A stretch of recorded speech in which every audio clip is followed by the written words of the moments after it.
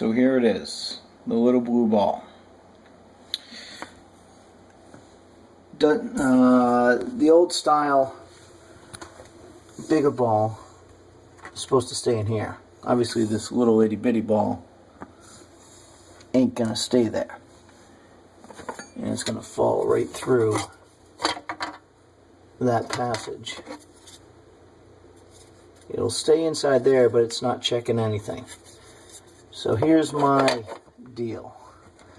If the ball stays in here, it's going to get sucked into the impeller, go right out, right down there. I think it fits right in there. How about that? Alright, see that thing in there? There's little flutes in there.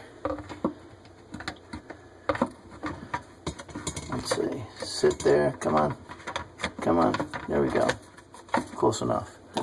And then this thing, right here, has a little dish in it, kind of hard to see, sits right on top of that, like so.